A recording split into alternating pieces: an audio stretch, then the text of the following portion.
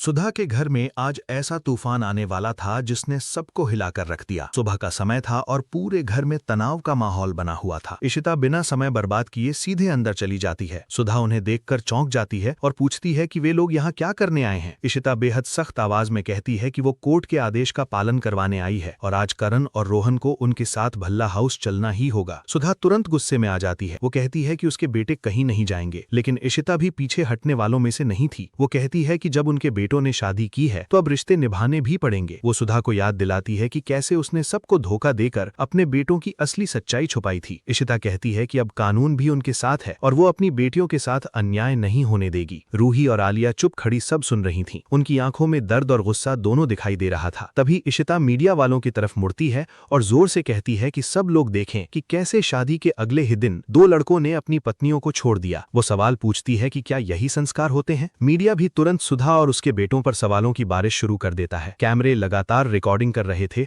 और पूरा माहौल हंगामे में बदल चुका था। सुधा गुस्से में मीडिया वालों पर चिल्लाने लगती है और कहती है कि सब लोग उसके घर से बाहर निकल जाएं। लेकिन इशिता मुस्कुराते हुए कहती है कि आज कोई भी यहां से नहीं जाएगा, क्योंकि पूरी दुनिया को सच्चाई पता चलनी चाहिए।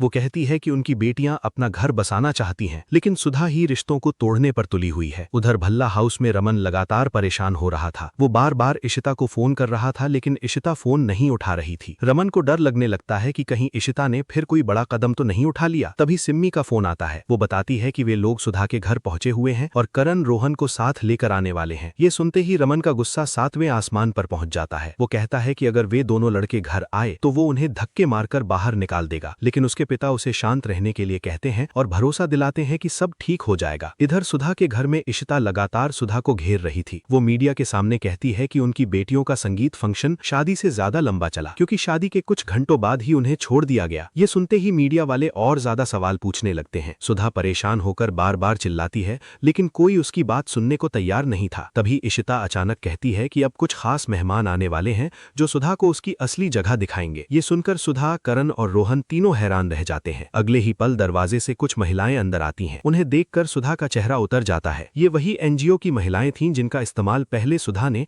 रूही और आलिया को बदनाम करने के लिए किया था, लेकिन आज वही महिलाएं रूही और आलिया का समर्थन करने आई थीं। एनजीओ की लीडर आगे बढ़कर कहती है कि शादी कोई मजाक नहीं होती और दोनों लड़कियों को अपने पति के साथ रहने का पूरा अधिकार है। वो कहती है कि किसी भी लड़की को शादी के अगले दिन घर से निकाल देना बिल्कुल गलत है। सुधा अपनी सफाई देने की कोशिश करती है और कहती है कि रूही और आलिया खुद अपने घर छोड़कर गई थीं, लेकिन इशिता तुरंत जवाब देती है कि उसकी बेटियां सिर्फ पग फेरे के लिए अपने घर आई थीं और उसके बाद करण रोहन उन्हें लेने तक नहीं आए। इशिता भावुक होकर कहती है कि उसकी बेटियां सिर्फ अपना घर बसाना चाहती हैं, लेकिन सुधा ने अपने बेटों को गलत रास्ता दिखाया है। वो कहती है कि तलाक के कागज भेजना बहुत आसान होता है, लेकिन रिश्ते निभाने के लिए हिम्मत चाहिए। ये सुनकर वहां मौजूद सभी लोग चुप हो जाते हैं। मीडिया वाले अब करण और रोहन से भी सवाल पूछने लगते हैं, लेकिन दोनों के पास कोई जवाब नहीं होता। वे सिर्फ नीचे मुंह करके खड़े रहते हैं। एनजीओ की महिलाएं भी सुधा को गलत ठहराती हैं और कहती हैं कि अगर लड़कियों के साथ अन्याय हुआ तो वे कानूनी कार्रवाई करेंगी। अब सुधा पूरी तरह घबरा चुकी थी। वो कहती है कि उसे अपने वकील से बात करनी होगी, लेकिन इशिता हंसते हुए कहती है